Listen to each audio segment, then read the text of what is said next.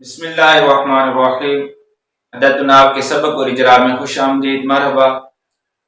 آج ہمارا تیسرا سبق ہے۔ پچھلے سبق میں ہم نے پڑھا تھا کہ مصنف نے اپنے کتاب کے کچھ خصوصیات بتائی تھی، بیان کی تھی کہ میری کتاب میں کیا کیا خواص ہیں، پڑھیں گے تو کیا فائدہ ہوگا۔ تو اس سبق میں کیا بتا رہے ہیں، چلے سبق شروع کرتے ہیں۔ ہمارا وہی انداز ہوگا کہ پہلے ہم عبارت پڑھیں گے، وجوہ اعراب بیان کیے جائیں گے اور اس کے بعد بتایا جائے گا کہ کیا مصنف بیان کر رہے ہیں۔ ترجمہ شروع کرتے ہیں۔ وَسَمَّيْتُهُ بِهِدَایَةِ النَّحْوِ رَجَاءَ أَن يَهْدِيَ اللَّهُ تَعَالَى بِالطَّالِبِينَ۔ یہاں تک ایک جملہ بن رہا ہے، اس جملے کو پہلے پڑھ لیں۔ وہ شروع میں آ جائے تو وہ استنافی ہوتی ہے۔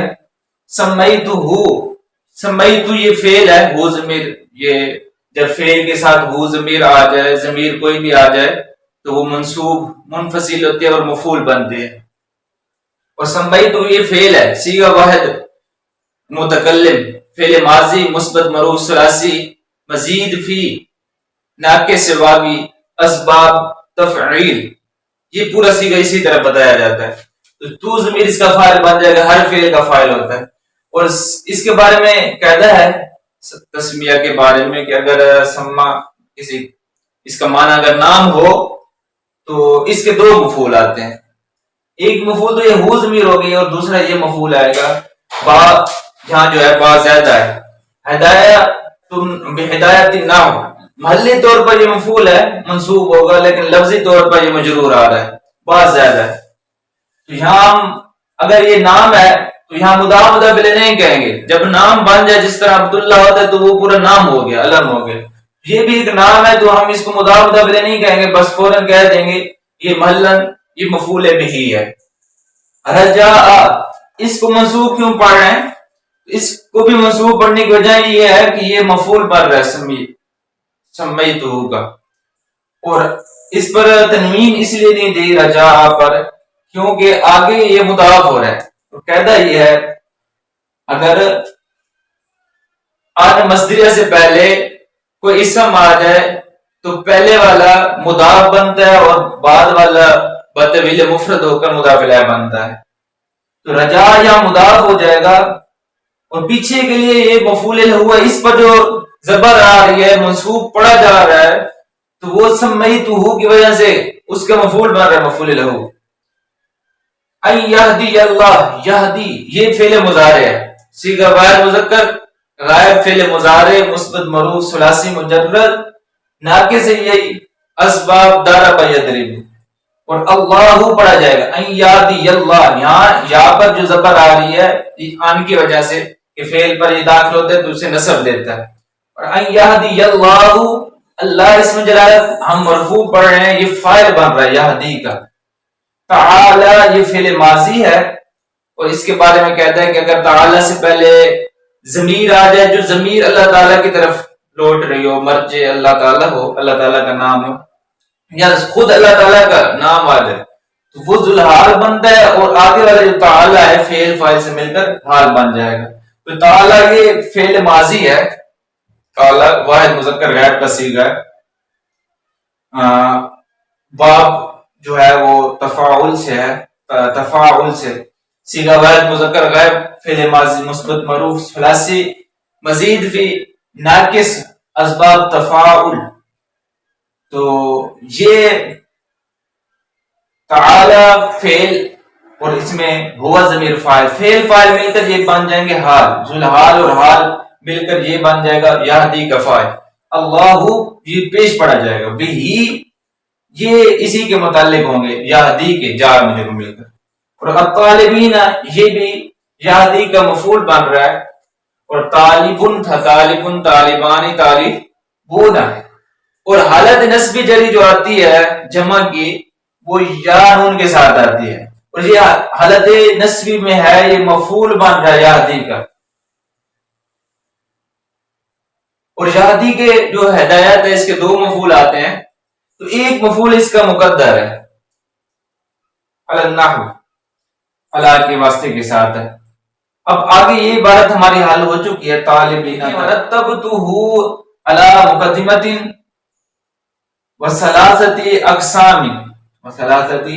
اقسام بتوفیق المالک العزیز العلام.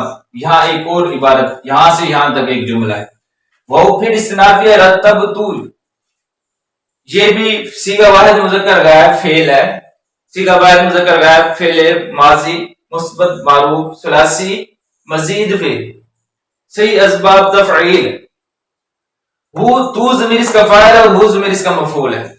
علی جار ہے مقدمت، یہ معطوف علی ہے، اور کیونکہ درمیان میں حرف عطف آ گئے، جب درمیان میں حرف عطف آ جائے تو پہلے والا معطوف علیہ ہوتا ہے اور بعد والا معطوف ہوتا ہے. اور مقدمتین اس پر جو زیر آ رہی ہے علی کی وجہ سے آ رہی ہے. علی حرف جار ہے، جو اگلا اسم ہوگا تو مجرور ہوگا، اس پر زیر آئے گی مقدمتین. اور معنی تنوین بھی نہیں ہے تو اس لیے اس پر تنوین بھی پڑھ رہے ہیں. وثلاثتی اقسام، یہ ثلاثہ ممیز ہے اور اقسام تمجیز ہے.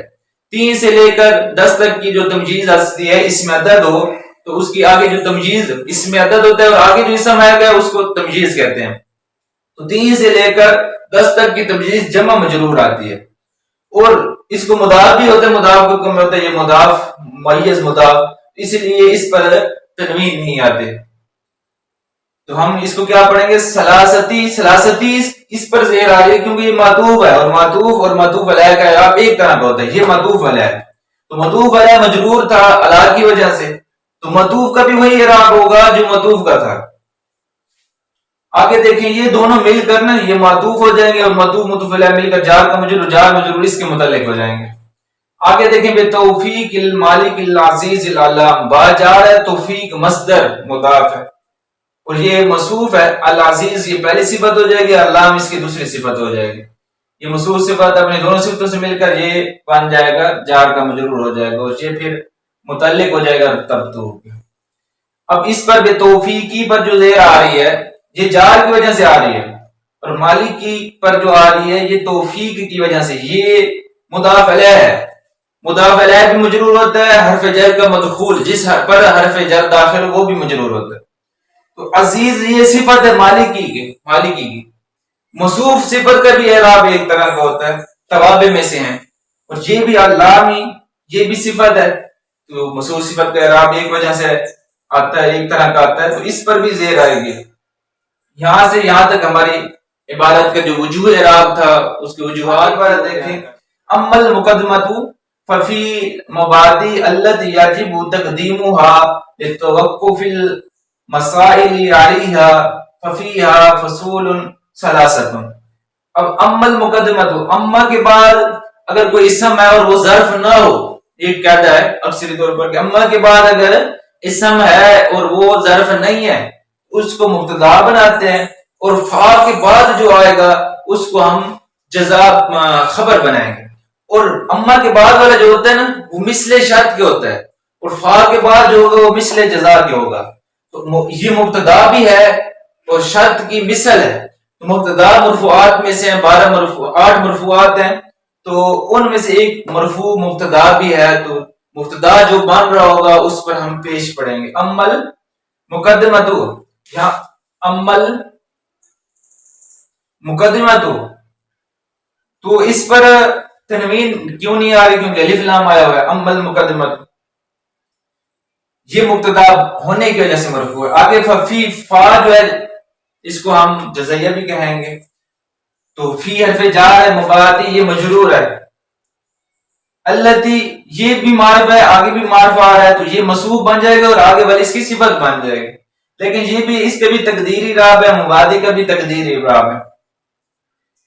یاجب یہ فعل ہے اور یہ صیغہ کیا بنے گا؟ صیغہ واحد مذکر غائب فعل مضارع مثبت معروف ثلاثی مجرد. مثال واوی اسباب ضرب یضرب واجب یجب، یہ یجب آتا ہے. اگر مثال شروع میں یعنی فا کلمہ اگر واو ہو تو اسے مثال کہتے ہیں، واو یا یا ہو. تو یجب یہ فعل ہو جائے گا. تقدیم اس پر جو پیش آ رہا ہے یہ اس کا فاعل بن رہا ہے، مضاف فعل مل کر یہ یجب کا فاعل بن جائیں گے. لتوقفی، توقف خود مصدر ہے باب تفاعل کا، لام جار ہے، لتوقفی پڑھیں گے اور یہ خود نکرہ ہے اور آگے معرف آ رہا ہے تو یہ مضاف خود بن جائے گا، آگے والا مضاف الیہ بن جائے گا. لتوقف المسائل پڑھیں گے. علیہا جار مجرور مل جائیں گے. ففیہا فصول ثلاثۃ، یہ بھی جار مجرور فا الگ ہے، اور فیہا فی حرف جار ہے اور ہا ضمیر مجرور ہے.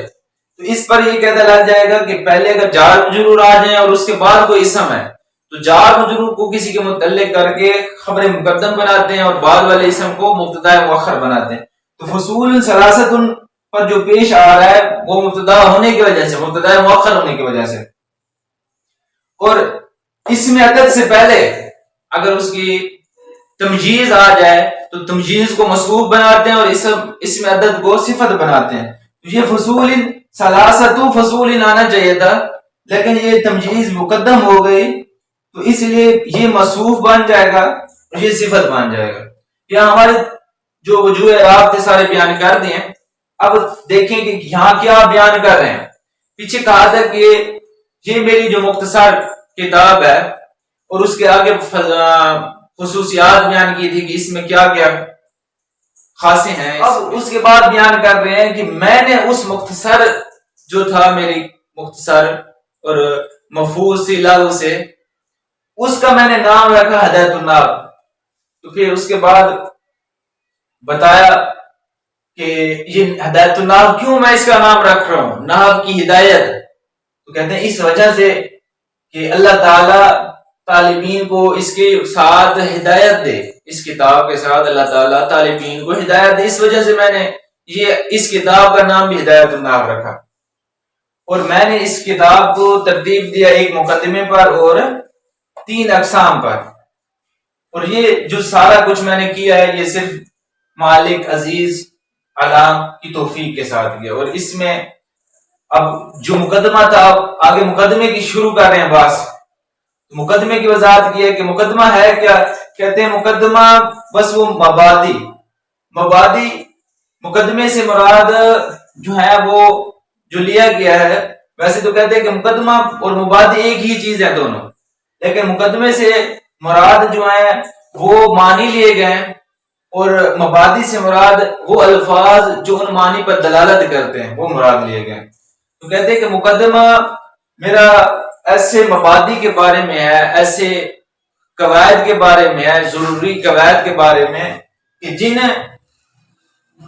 جو آگے مسائل آ رہے ہیں، مسائل کا جاننا انہی مبادی پر، انہی ابتدائی چیزوں پر موقوف ہے، مسائل کو سمجھنا. یہ ہے مقدمہ. اب دیکھیں ہم ترجمہ کریں گے. اور میں نے اس کا نام اس ضمیر جو لوٹ رہی ہے وہ لوٹے گی مختصر، پیچھے جو مختصر آیا تھا اس مختصر کا میں نے نام رکھا ہدایت الناب. اس وجہ سے یہ مفعول الاول ہے، اس کا ترجمہ ہوا اس وجہ سے امید کرتے ہوئے کہ اللہ ہدایت دے، اللہ تعالی ہدایت دے اس کے ساتھ، یعنی اس ہدایت الناب کے ساتھ طالبین کو. اور میں نے مرتب کیا اس کو، یعنی اس ہدایت الناب کو مرتب کیا مقدمے، ایک مقدمے اور 3 اقسام سے. بالتوفیق المالک العزیز العلام، ایسے بادشاہ کی توفیق کے ساتھ جو غالب اور علم والا ہے، ایسے بادشاہ کی توفیق کے ساتھ جو غالب اور علم والا ہے. بہرحال مقدمہ یا رہا مقدمہ بس یہ مبادی میں ایسی مبادی کہ جن کا مقدم کرنا ضروری ہے اس پر مسائل کے موقوف ہونے کی وجہ سے، اس پر مسائل کے موقوف ہونے کی وجہ سے. بس اس میں 3 فصلیں ہیں. یہ ہمارا ترجمہ بھی آج ہمارا سبق سمجھ آ گیا ہوگا اور اچھا بھی لگا ہوگا. کمنٹس میں ضرور بتائیے گا. پھر انشاءاللہ اگلے سبق میں پھر ملتے ہیں. تب تک اجازت. السلام علیکم ورحمۃ اللہ.